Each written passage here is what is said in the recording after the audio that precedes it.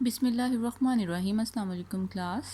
آج ہم بنیادی جمہوریتوں کے نظام کے حوالے سے ڈسکس کریں گے جو کہ ایوب خان کے دور میں اس نظام کو متعارف کرایا گیا تھا۔ سب سے پہلے ہم دیکھیں گے ایوب خان کا اعلان۔ ایوب خان نے جب ملک میں مارشاء لا کا نفاذ کیا تو اس نے اس کے فوراً بعد ریڈیو پر اس نے یہ اعلان کر دیا تھا کہ وہ جمہوریت کو نئے سرے سے پاکستان میں رائج کریں گے، لیکن ایسی جمہوریت ہوگی جو ملکی حالات سے مطابقت رکھتی ہو، اور اپنا وعدہ ایک ہی سال کے بعد انہوں نے یوں پورا کر دیا کہ بنیادی جمہوریت کے نام سے ایک مربوط اور ایک ملک گیر نظام انہوں نے دے دیا۔ ایوب خان نے ایک بہت ہی انتہائی یونیک اور انتہائی قابل عمل نظام متعارف کروایا جو مقامی، علاقائی اور قومی سطح پر منظم کیا گیا تھا، جس کو ہم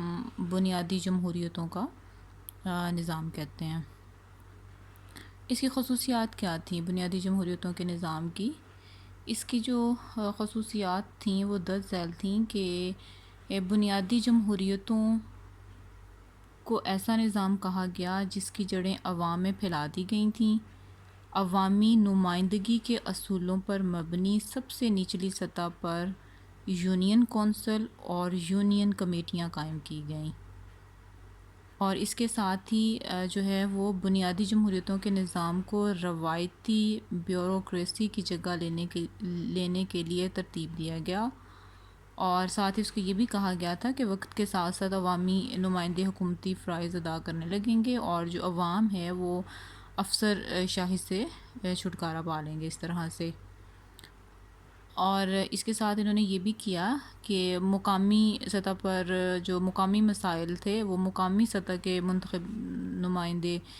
جو ہیں وہ اس کو حل کریں گے، اور اسی کا حل وہی تلاش کریں گے اور جمہوری ادارے فلاحی اور معاشرتی کاموں میں مفید کردار ادا کر سکیں گے۔ اور ساتھ ہی انہوں نے یہ کہا کہ قوم کو بنیادی جمہوریتوں کہ حقیقت پسند جو عوامی ایک قیادت ہے وہ میسر آئے گی، اور نظام کی صحیح جمہوری روح کو جو ہے وہ اس میں پیدا کیا جائے گا، اور عوام نئے اور بہتر شعور کی بیداری میں خصوصی کردار ادا کر کے جمہوریت کے لیے عمدہ بنیاد بنیں گے، اور ان میں خود اعتمادی اور خودداری پیدا ہوگی۔ یہ تمام جو ہیں وہ بنیادی جمہوریتوں کے نظام کی خصوصیات تھیں جو کہ ایوب خان نے متعارف کرائی تھیں۔ اس کے ساتھ ہی جو بنیادی جمہوریتوں کا نظام ہے اس کے اہم خد و خال کیا ہیں؟ یہ ایک 5 منزلہ نظام تھا، ٹھیک ہے، بنیادی جمہوریتوں کا نظام، جس میں سب سے پہلا جو ہے وہ یونین کونسل ہے، جس کو ہم یونین کمیٹی یعنی یونین کونسل جو ہے وہ دیہی علاقہ میں، اور جو یونین کمیٹی ہے وہ شہری علاقہ میں۔ دوسری جو اس کی ہے منزل وہ ہے تحصیل کونسل، ٹھیک ہے، تحصیل کونسل مغربی پاکستان، اور تھانہ کونسل مشرقی پاکستان۔ اور نمبر 3 پہ جو ہے وہ ضلع کونسل، اور نمبر 4 پہ ڈویژنل کونسل، اور نمبر 5 پہ جو ہے وہ صوبائی ترقیاتی کونسل۔ یہ 5 جو ہیں وہ اس کے اہم خد و خال کے اندر اس کی 5 جو ہے یہ منزلہ نظام تھا جس کے تحت جو تھا اس کو چلایا گیا۔ پھر بنیادی جمہوریتوں کے اہم خد و خال میں یہ جو تھا ایک غیر جماعتی سسٹم تھا، یعنی اس میں کیا تھا کہ جتنے بھی مقامی، شہری، ضلعی اور ڈویژنل سطح پر جو قائم ہونے والے ادارے تھے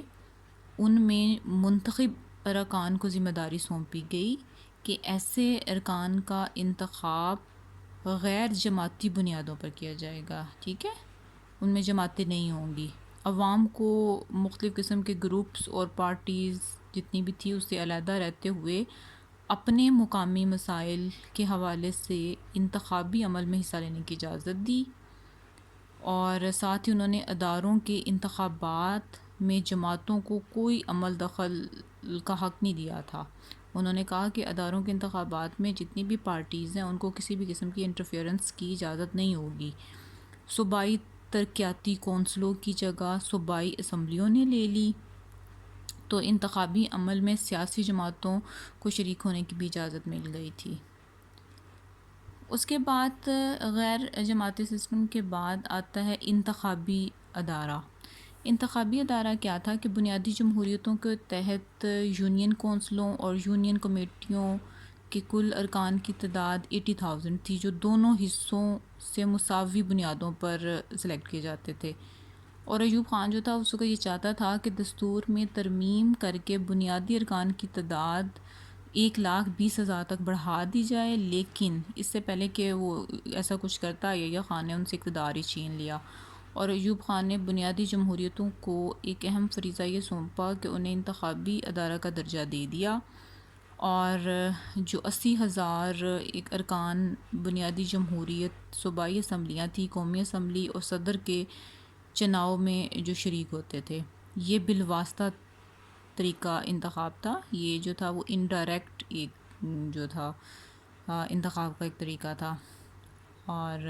عوام جو تھے وہ بنیادی جمہوریتوں کے ارکان کا انتخاب عمل میں لاتے تھے، اور یہ